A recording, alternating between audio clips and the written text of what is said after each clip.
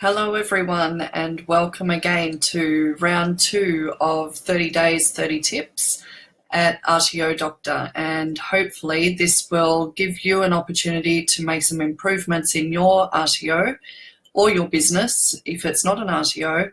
And hopefully, after today's Facebook Live, I'll also be able to do a poll on the RTO Doctor Facebook page to determine what is the best time for me to be doing a Facebook Live for you.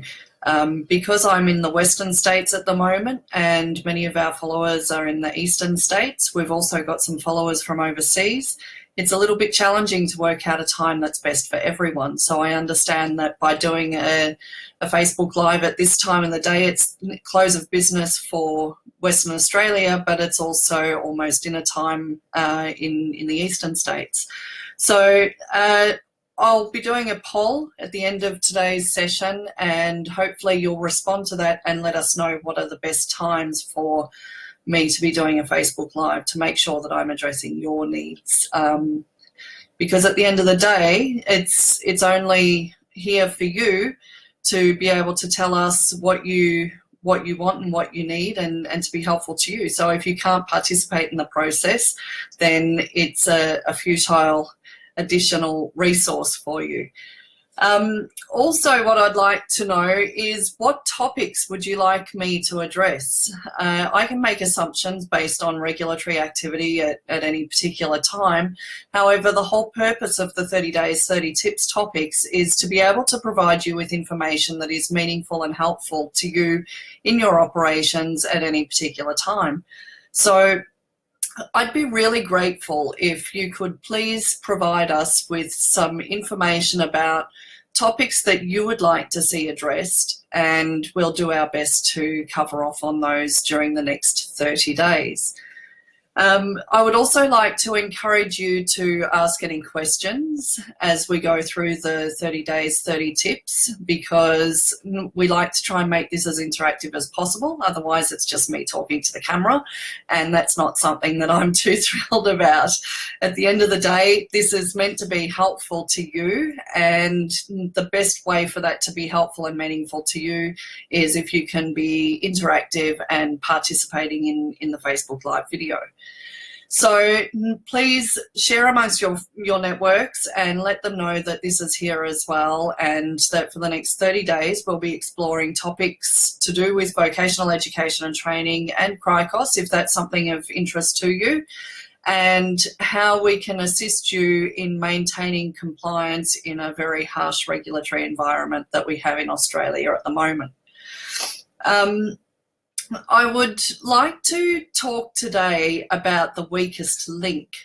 And what I mean by the weakest link is often when we have an audit activity, we have people who are well versed in audit experience. They have a lot of knowledge and skills. They have a lot of experience.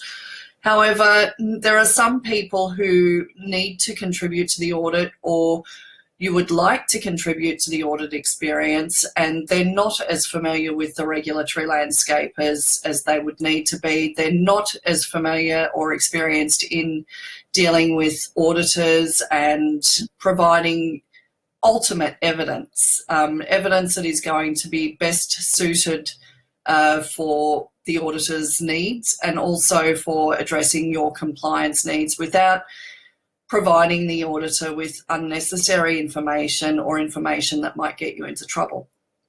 So I guess one of the biggest issues that I'm seeing at the moment is the amount of people who don't understand just how much the regulatory environment has changed and how much the audit experience has changed. Now, there are some people who would say that the audit experience and the regulatory landscape has changed remarkably in the last 5 years. There are others who would say that it's only been the last 18 months to 2 years, and there are others again who would say that it's constantly changing and dynamic. I personally believe that it's constantly changing and dynamic. However, we have seen some significant changes over the last 18 months to 2 years, which will impact your RTO and your ability to go through the process of an audit with the regulator successfully. We used to try and spend a lot of time explaining to people whether they were preparing for an audit or whether they were in an audit and undergoing rectification, or whether they were just thinking about wanting to become an RTO. And we used to spend a lot of time trying to explain to them not to be afraid of audits, that they're actually an opportunity for continuous improvement and making things better, not just in your organisation for yourself and your staff, but also for other stakeholders, including your students. And it's taken us a long time to be able to explain to people and give them that understanding and ease and lack of fear surrounding the audit process. But it's unfortunate in the last 18 months to 2 years that the fear is returning, and it's returning, in my opinion, unnecessarily. What we saw once upon a time was an audit approach that really was designed to try and ensure that the audit was based on an outcome of continuous improvement, giving organisations the opportunity to fix any non-compliance, whether it be minor or whatever, but it gave them an opportunity to improve their practices, and it gave them an opportunity to take a closer look at their organisation and how they might do things differently, because their perception may be different.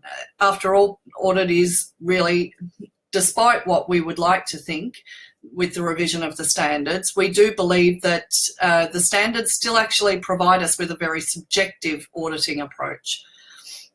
So what we're finding now is that more and more people are becoming fearful of the audit, and the reason why they're becoming fearful of the audit is because the outcome of the audit is no longer based on a continuous improvement approach. It is really quite draconian. And if you experience a negative outcome, whereby mostly a breach against Standard 1, for example, which is all to do with training and assessment, your core business, if you get a non-compliance that is somewhat major in that area, the likelihood is that these days you won't get an opportunity to rectify and 20 working days to rectify that. In fact, there are various ASQA media releases identifying that was a generous offer that they provided, and that legislatively they're not required to provide you with 20 working days to rectify non-compliance, and that they will be removing that. So it's really important that now more than ever, people understand that the outcome of an audit is not necessarily with continuous improvement in mind. It is more to do with the potential for cancellation, rejection, or suspension. And there are also some financial implications as well that are available under the NVR Act that a lot of people aren't aware of for executive officers. Perhaps that's a topic that you'd like us to discuss one of these days in the 30 Days, 30 Tips, and I'd be happy to take that on board if that's a topic that you would like us to review. However, what that means is that auditors will often take an approach now to find the weakest link in your organisation. Like a common game show previously that I was reminded of earlier today, the weakest link. It's often the case whereby if you pull a little bit of string in your organisation, you can unravel a whole story. And by focusing on the weakest link, you're able to unravel a story that you hadn't prepared for. And I guess what that means is that you can have the best consultants in your organisation supporting you during an audit experience. You can have the best training and compliance managers that money can buy. But ultimately, in an environment where the student experience is now the key focus of the internal audit or the external audit, whatever it may be, other stakeholders are going to be more and more important in the evidence gathering process. And so it's really important now to try and focus on strengthening your weakest link so that it is no longer your weakest link. And if you can't strengthen it, then maybe you need to consider eliminating it. Because ultimately what that means is that it could be the end of your RTO. So to give you an idea of how you might go about that, in terms of your staffing, it is often a good idea to try and identify before the audit,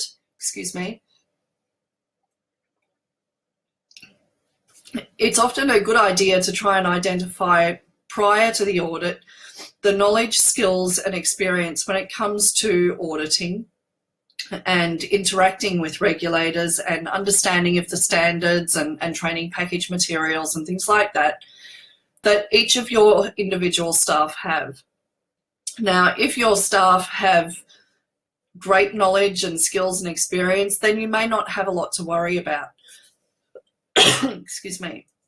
However, if their experience is not recent and or their experience in the past has been somewhat traumatic, or they've not contributed very well in previous audits, then maybe it's an opportunity for you to either increase their skills in participating in an audit or to try and find a way for them to not be present at the audit. With regards to your students, for example, in preparing them for the student experience model audit, you can find on the ASQA website at the moment the student survey questions that ASQA will be asking students as part of that process. And so by preparing them with some of the questions that they might be asked and making sure that you're addressing criteria that relate to those questions so that students have got nothing but positive responses to give, you're ensuring that the audit evidence that the auditor is going to collect is going to be suitable and not going to be your weakest link. Ultimately, what is going to happen is if your weakest link is there, they will be targeted and the auditor will most likely try and obtain as much information as they can to create a picture. And that picture is going to either support or challenge your RTO's registration. So in our experience, the best approach is always to eliminate the weakness or strengthen it as best as you can. If it can't be eliminated, and like any WHS process, I guess, eliminate the risk, and if you can't, then minimise it. Because really there is too much at stake today. In today's regulatory environment, the stake is higher than it's ever been. And for many people, they've got a lot invested in their RTO registration. They've got their house, their car, their entire life savings. And for many people, by the time the audit has taken place and the damage is done, it's too late to recover. So I hope that today's tip has been helpful for you and that you will put that into practice in your RTOs. You'll examine clearly and closely the relationships and the skills and knowledge and experience that your staff have. And we hope that it will give you an opportunity to improve your audit performance and that you will hopefully not have to resort to using our services for the AAT and similar processes, because that would be disastrous. Nonetheless, we are there for those purposes if you need us, and that is actually where we excel. We hope, though, that today's information has been helpful, and as I mentioned previously, I would like to put a poll out so that we can encourage a bigger following and get more people to interact in the Facebook Lives.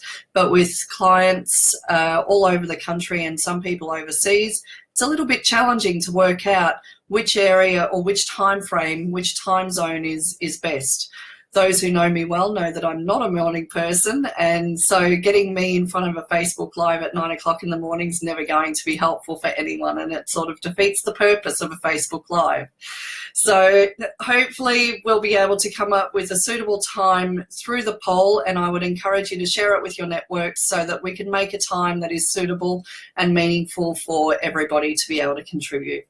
Thank you once again for joining us during the 30 Days, 30 Tips Round 2. And if you've got any topics that you would like us to discuss over the next 30 days, please shoot us a message or put it on the Facebook page and we'll do our best to address it.